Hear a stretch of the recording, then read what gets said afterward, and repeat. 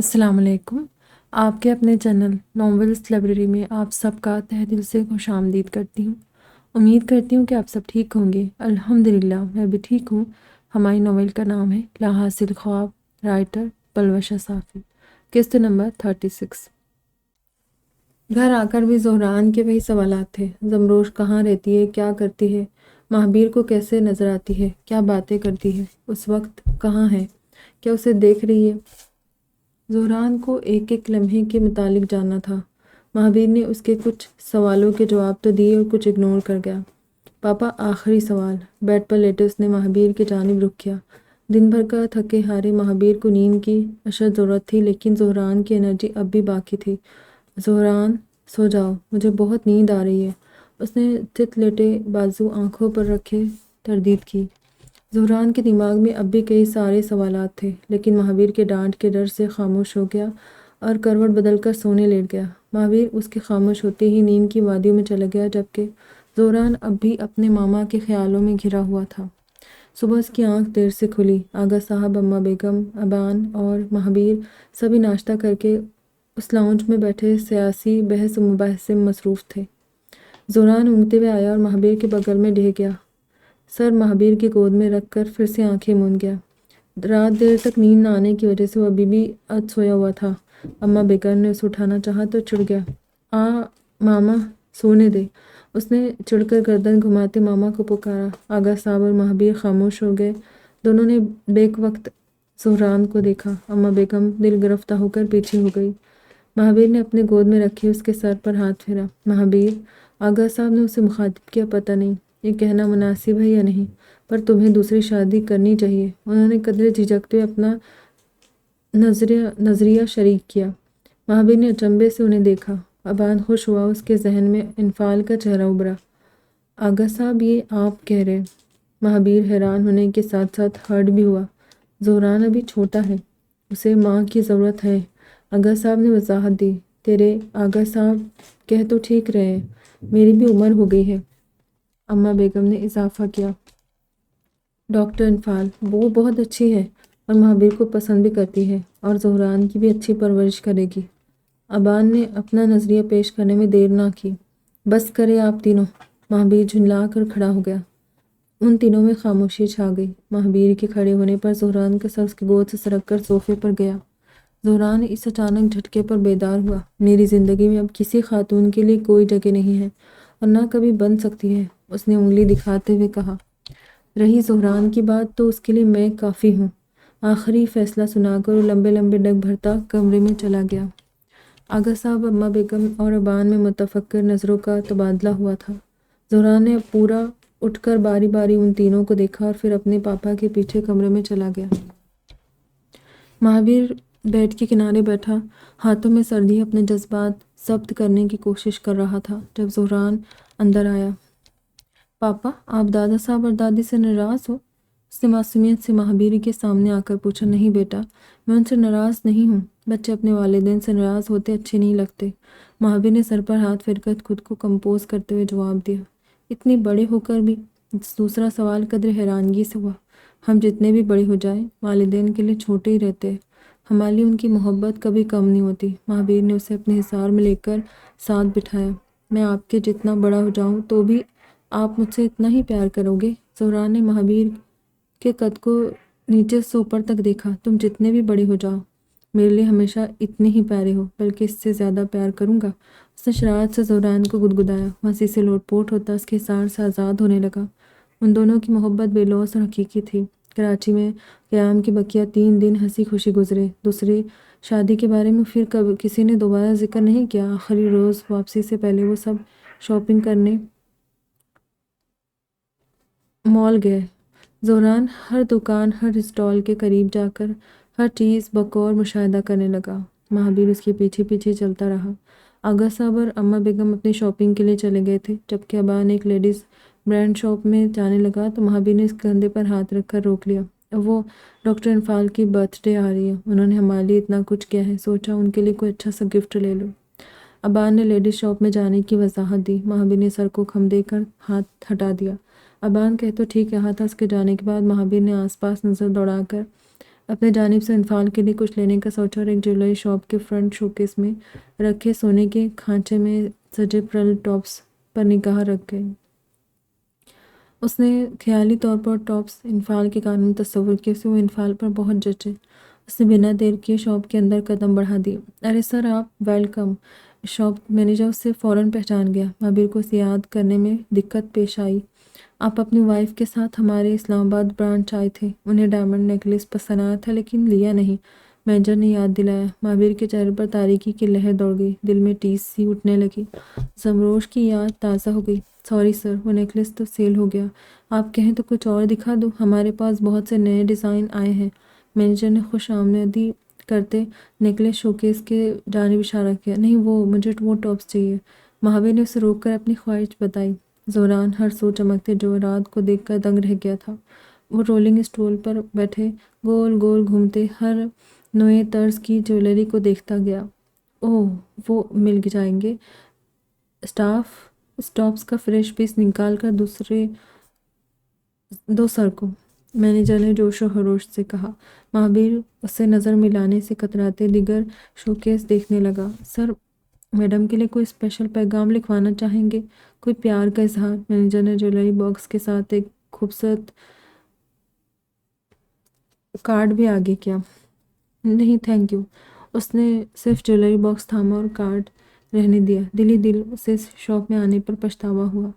تیزی سے پیسے ادا کر کے زہران کا ہاتھ تھامے شاپ سے باہر نکل گیا۔ اس شاپ مینیجر سے جان چھوٹنے پر اس نے شکر ادا کیا لیکن کافی نہ تھا۔ شاپ کے باہر نوجوانوں کا ایک جمگھٹا سا اس کا منتظر تھا۔ مہابیر رئیسانی، فینسنگ چیمپئن مہابیر، ہم آپ کے فین ہیں، آپ دوبارہ تلوار بازی کب شروع کریں گے؟ جمگھٹے میں سے ایک نوجوان نے صدا لگائی۔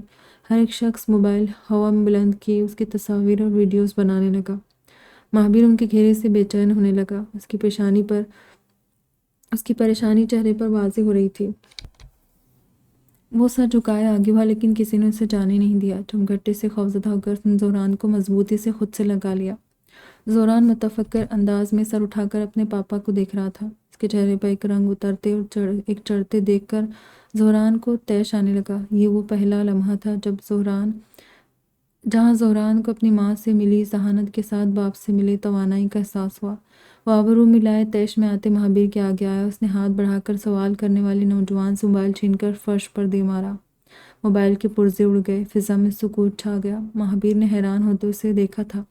زہران نے اتنے پر اکتفا نہیں کیا اور اسے پیچھے دھکیلا۔ ہٹو، راستہ چھوڑ دو، پوری قوت سے چلایا۔ جمگھٹا پیچھے ہو گیا۔ مال میں شور شرابہ سن کر سیکیورٹی گارڈز اندر آ کر معاملہ سنبھالنے لگے۔ چلو پاپا۔ زہران نے مہابیر کا ہاتھ تھاما اور ایک غصیلی نظر ان پر ڈال کر آگے بڑھ گیا۔ مہابیر اس کے پیچھے اسے پیار اور فخر سے دیکھ رہا تھا۔ آپ پریشان مت ہو پاپا، میں آپ کو نکال لوں گا، آپ کو رش سے ڈر لگتا ہے نا؟ اس کا ہاتھ پکڑ کر آگے چلتے زہران نے حوصلہ دیا۔ مہابیر مسکرا دیا۔ زماں نہیں تھی مگر وہ ایسے حالات میں اپنے آٹزم کا مقابلہ کرنے اکیلا نہیں تھا۔ زہران اس کے آگے دیوار بن کر آیا تھا۔ شام کو رئیسانی فیملی مال سے ڈائریکٹ کوئٹہ کے لیے روانہ ہوئی۔ سفر اب تک خوشگوار گزرا۔ پہلے آغا صاحب نے ڈرائیونگ کی اور ہائی وے پر یہ ذمہ داری مہابیر نے لے لی۔ کچھ مسافت کر کے قدرے ویران علاقے میں آ کر ان کی کار کو زور سے جھٹکا لگا۔ کیا ہوا مہابیر؟ آغا صاحب اس کی ڈرائیونگ پر گڑبڑا گئے۔ کسی نے پیچھے سے ٹکر ماری۔ مہابیر بیک وے مرر میں کار کو ٹکر مارنے والی کی تائید کرنے لگا۔ تھوڑا آگے جا کر ایک اور ٹکر ماری گئی۔ اس دفعہ مہابیر الرٹ ہو گیا۔ یہ غلطی سے لگنے والی ٹکر نہیں تھی، جان بوجھ کر ماری گئی تھی۔ مہابیر بیٹا سنبھل کر۔ اماں بیگم نے اگلی سیٹ سے ہاتھ آگے کر کے مہابیر کو خبردار کیا۔ ابان متلاشی نظروں سے ٹکر مارنے والی کار کو ڈھونڈنے لگا۔ مہابیر وہ رہا، اوورٹیک کر لو۔ ابان نے اندھیری میں بلیک کلر کی کار کو ان سے آگے ہوتے دیکھا تھا۔ مہابیر نے ایکسیلیٹر پر پیر دبایا اور اپنی کار فل اسپیڈ میں دوڑا دی۔ اماں بیگم نے سوئے ہوئے زہران کے گرد بازو ہیل کر کے خود سے لگا لیا تھا۔ مہابیر چھوڑ دو، کوئی بدماش ہوگا شرابی جو ایسے گاڑی چلا رہے۔ آغا صاحب نے معاملہ بگڑنے سے پہلے اسے روکنا چاہا۔ مہابیر کی نظر سامنے نظر آتی کار پر تھی۔ اس نے آغا صاحب کی بات سن کر انسنی کر دی۔ آگے پیچھے ہوتے دونوں گاڑیاں مین ہائی وے پر دوڑ رہی تھی۔ سامنے سے ایک بائک اس سمت آتے دیکھ کر بلیک کار نے ٹرن لیا اور جھاڑیوں میں پلٹ گئی۔ مہابیر کو موقع مل گیا۔ اس نے اپنی گاڑی اس کے ڈکی سے لگا کر کھڑی کر دی تاکہ وہ ڈرائیور اپنی کار باہر نہ نکال سکے۔ اس کا راستہ محدود کر کے مہابیر اور ابان اترے اور اس کی کار کی ڈرائیونگ سیٹ کا دروازہ پورے تاب سے کھلا۔ ابان نے اندر بیٹھے شخص کو کالر سے دبوچ کر باہر نکال اور اپنی کار کے روشن ہیڈ لائٹس کے سامنے دھکیل دیا۔ ادھیڑ عمر شخص گھٹنوں پر ٹک گیا۔ زور کا جھٹکا لگنے سے اس کی پیشانی پر چوٹ لگ چکی تھی جس سے تازہ خون رس رہا تھا۔ مہابیر نے آگے آ کر اس کا جبڑا دبوچا اور اس کا رخ اوپر کیا۔ وہ چہرہ اسے یاد تھا، اسے وہ کیسے بھول سکتا تھا؟ بہادر کاکا؟ مہابیر کا ہاتھ کانپ گیا۔ اس نے بہادر کاکا کا جبڑا چھوڑ دیا اور ان کو کندھوں سے تھام کر کھڑا کیا۔ آغا صاحب بے یقینی سے اس منظر کو دیکھتے کار سے اترے۔ ابان حیرت زدہ ہو کر باری باری ان دونوں باپ بیٹے کو دیکھنے لگا۔ بہادر، یہ تم تھے؟ کیوں کیا ایسا؟ آغا صاحب اس پر پھٹ پڑے۔ مہابیر کا دل ٹوٹ گیا، وہ پیچھے ہٹ کر رخ پھیر گیا۔ معاف کر دو نواب صاحب، معاف کر دو۔ بہادر خان پھوٹ پھوٹ کر رو پڑا۔ ہم کو ایسا کرنے پر مجبور کیا گیا۔ اس نے ہاتھ جوڑ کر شامیر صاحب کے آگے گھٹنے ٹیک دیے۔ اس نے ہمارا بیوی بچے کو بندی بنا رکھا ہے اور ہمیں آپ کو مارنے کے لیے بھیج دیا۔ بہادر سر دائیں سے بائیں کرتے اعتراف جرم کرنے لگا۔ کس نے بھیجا ہے؟ آغا صاحب نے اس کا کلر دبوچ کر اپنے روبرو کیا۔ یوشے صاحب نے۔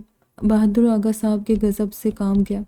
مہابیر نے لب بھیج کر آنکھیں میچ لی، مانو اسے اسی جواب کی توقع تھی۔ جبکہ آغا صاحب کی گرفت ہلکی پڑ گئی، آنکھوں میں بے یقینی در آئی۔ یوشے ویسا کیوں کرے گا؟ وہ اپنے ہی ماں باپ کو مارنے کی کوشش کیوں کرے گا؟ آغا صاحب کو یقین نہ آیا۔ کار میں بیٹھے مردوں کی گفتگو سنتی اماں بیگم آبدیدہ ہو گئی۔ یقین انہیں بھی نہ آیا۔ آپ کو نہیں آغا صاحب، وہ مجھے مارنا چاہتا ہے۔ مہابیر نے ان کو یقین دلایا۔ اس کی آواز ٹھونس اور تاثرات سخت تھے۔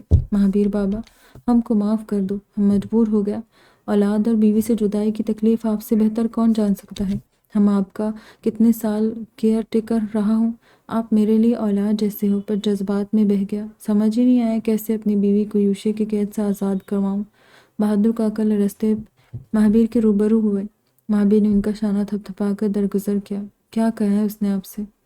مہابیر نے معاملے کی تہ تک جانا چاہا۔ اس کے آدمیوں نے پہلے میری بیوی بچے کو اغوا کیا، ان کو مارا پیٹا، بہت برا حال کر دیا۔ جب ہم ان سے مذاکرات کرنے گئے تو ہم کو بھی بہت مارا، پھر یوشے سے کال پر بات کروائی۔ اس نے کہا اگر میں اپنی فیملی واپس چاہتا ہوں تو مہابیر کو مار دو۔ وہ ایک ایک کر کے تفصیلات بتانے لگا۔ مہابیر اور آغا صاحب رنج و غم کے عالم میں اپنے ہی خون کے درندہ بننے کی داستان سنتے رہے۔ ہم نے انکار کیا۔ بھلا میں اپنے مہابیر بابا کو مار سکتا ہوں کیا؟ بہادر کاکا نے کمزور ہاتھ اٹھا کر مہابیر کے رخسار پر پھیرا۔ جب ہم نے مہابیر کو مارنے سے انکار کر دیا تو؟ بہادر خان آگے کے الفاظ کہتے ہوئے جھٹکے۔ تو مہابیر مستفسر ہوا، تو میں اس کے بیٹے کو یعنی زہران کو مار دوں؟ مہابیر پھر سے پاگل ہو جائے گا۔ تو اس سے بہادر کاکا اپنا جملہ مکمل کر کے شرمندگی سے رو پڑے۔ مارنے کی ضرورت نہیں پڑے گی۔ مہابیر کی دھڑکن رک گئی، چہرہ سرد ہونے لگا۔ زہران کو خراش آنے کا سوچ کر بھی وہ دہل گیا۔ آغا صاحب نے آہ بھری۔ انہیں لگا کسی نے ان کے کانوں میں پگھلا ہوا سیسا ڈال دیا۔ ویسا کیسے کر سکتا ہے؟ تم اس کے بڑے بھائی ہو۔ آغا صاحب مانو خود کو تسلی دینے کی کوشش کرنے لگے۔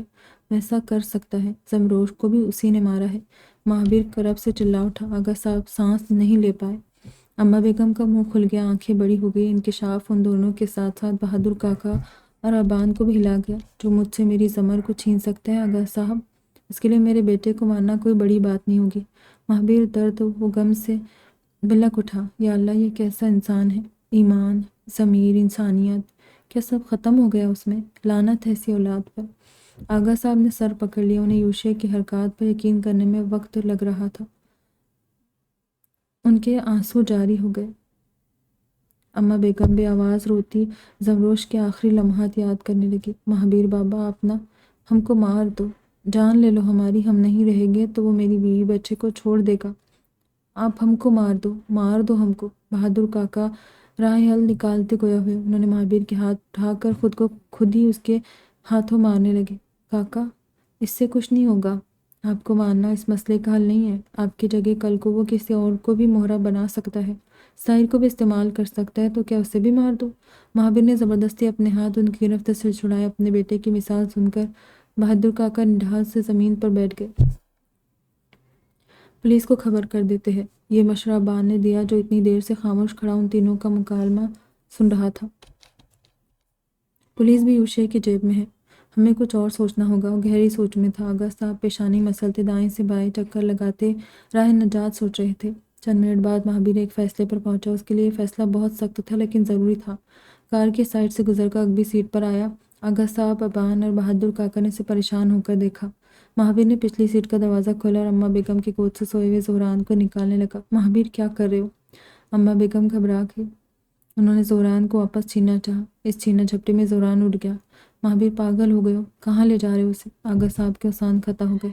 महावीर उनके टोकने पर भी नहीं रुका। वो उनके साइड से गुजरकर ज़ोहरान को गोद में लिए बहादुर काका के गाड़ी के पास जाने लगा। रुको, क्या करने वाले हो तुम? अब्बा ने डर कर पूछा था। उसके लिए अपनी बीमारी काबू रखना दुश्वार हो रहा था। इस मसले का दायमी हल यही है अबान। ज़ोहरान को दुनिया वालों के लिए मरना होगा, यूशे की नज़रों में मरना होगा।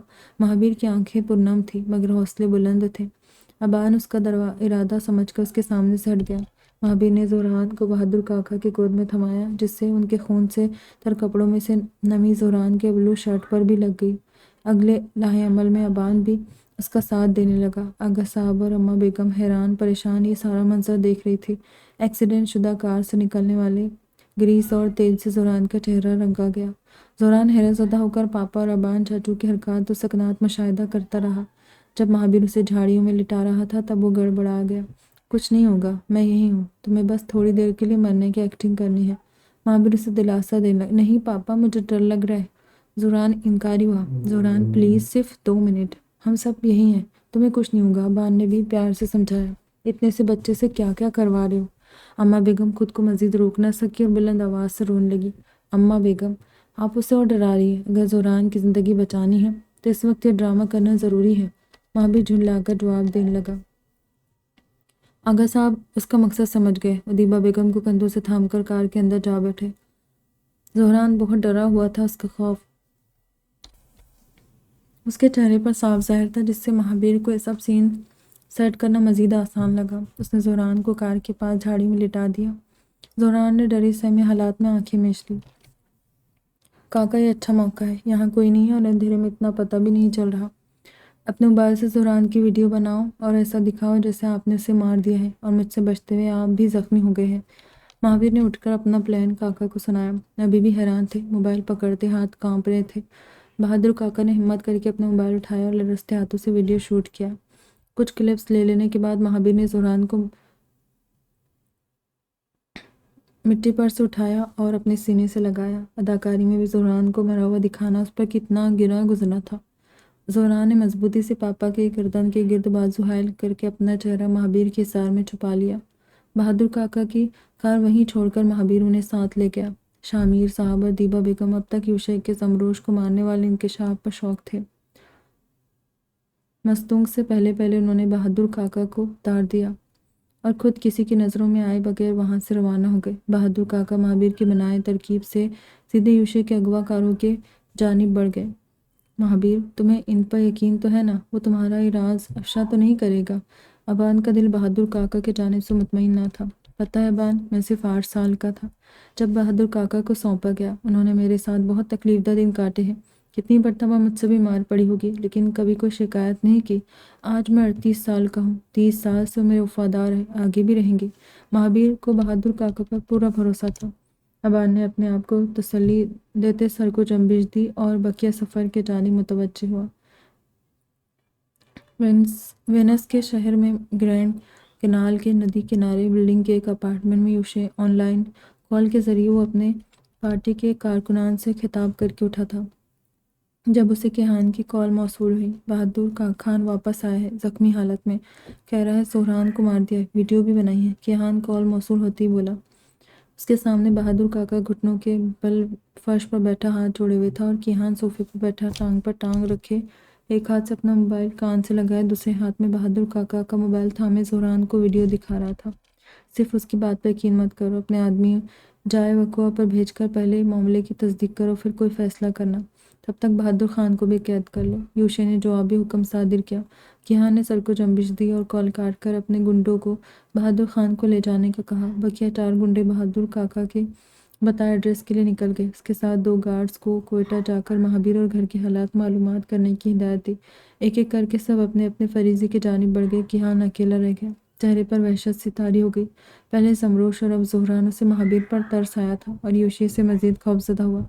दूसरी तरफ कोयटा पहुंचकर महावीर ज़ोहरान को कोयटा कैंट में मुकीम रफ़ीक साहब के बड़े बेटे ज़का रफ़ीक, जो आर्मी में कर्नल के ओहदे पर फाइज थे, ان کے گھر لے گیا۔ زکا اپنے والد صاحب کے ساتھ مہابیر سے کئی مرتبہ مل چکا تھا اور اس کی غیر موجودگی میں رفیق صاحب نے زہران کو زکا کے بچوں کے ساتھ اس کی ہی سفارش پر آرمی اسکول میں داخل کروایا تھا۔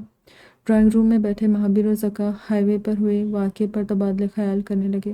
جب تک معاملہ ٹھنڈا نہیں ہو جاتا آپ زہران کو انڈر گراؤنڈ کر لیں، وہیں میں اپنے دشمنوں کو یہ یقین دلانے کی کوشش کرتا ہوں کہ جو خبر ان تک پہنچی وہ حقیقت ہے۔ مہابیر ریکویسٹ کے انداز میں بولا۔ اس نے یوشے کا نام راز رکھا۔ مہابیر: بابا تمہیں اپنے بیٹے جیسا مانتے ہیں، میرے لیے تم بھائی جیسے ہو، تم فکر مت کرو، زہران بالکل سیف رہے گا، زکا رفیق نے اپنائیت سے کہا۔ مہابیر بہت پرسکون ہو گیا، زہران کے لیے بالکل صحیح جگہ پر آیا تھا۔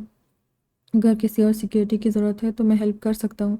کرنل زکا رفیق آگے کو ہوا، اس کی دمدار آواز، تناور جسامت، عقاب کی نظر اس کے فوجی پرسنالٹی کے عکس ظاہر کر رہی تھی۔ ضرورت ہوئی تو سب سے پہلے آپ کے پاس ہی آؤں گا۔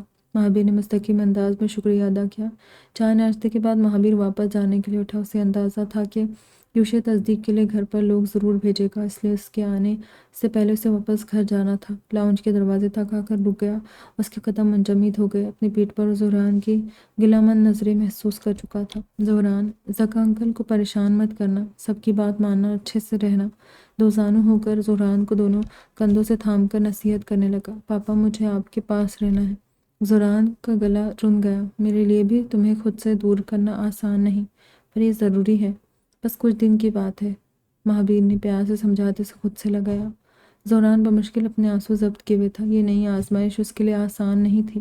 ایک مرتبہ پھر اسے والدین کے پیار سے محروم کیا جا رہا تھا۔ مہابیر نے اسے خود سے الگ کر کے پیشانی پر بوسہ دیا اور ہاتھ ہلا کر باہر کی سمت نکل گیا۔ زکا نے زہران کے گرد بازو حائل کر کے خود سے لگا کر دلاسا دیا۔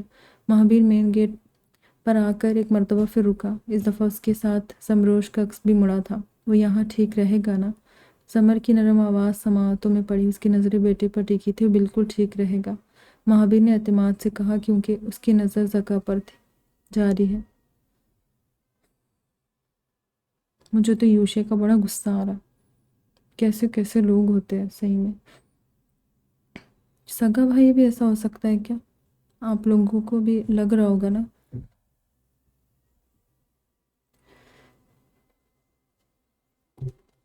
تو زمروش کو نہیں ماننا چاہیے تھا، مجھے بہت افسوس ہو رہا ہے اس کے لیے۔ اس آئیڈیا ہی نہیں تھا کہ نیو ناول اسٹارٹ کروں گی اور وہ اتنی سیڈ ہو جائے گی۔ آپ لوگوں کو ناول کیسی لگ رہی ہے؟ امید کرتی ہوں کہ رائٹر آگے بہت اچھا لکھے، ایک دم ہیپی ہیپی والا۔ مجھے اچھا لگتا ہے اسی طرح کی ناولز، ایک دم سب خوشی خوشی والا، کامیڈی اس ٹائپ کی، اسے سیڈ نہیں پڑی جاتی، نہ میرا من کرتا ہے آپ لوگوں تک پہنچاؤں۔ اگر کسی کو ناول سن کر برا فیل ہو رہا ہوگا اس کے لیے سوری، رائٹر نے ضرور کچھ اچھا سوچا ہوگا ناول کے بارے میں۔ دعاؤں میں یاد رکھیے گا اور اپنے اچھے رائے کا اظہار ضرور کیجیے گا، دعا میں یاد رکھیے گا، اور میرا اتنا ساتھ دینے کے لیے، اتنا سپورٹ کرنے کے لیے تہ دل سے تھینک یو۔ خدا حافظ۔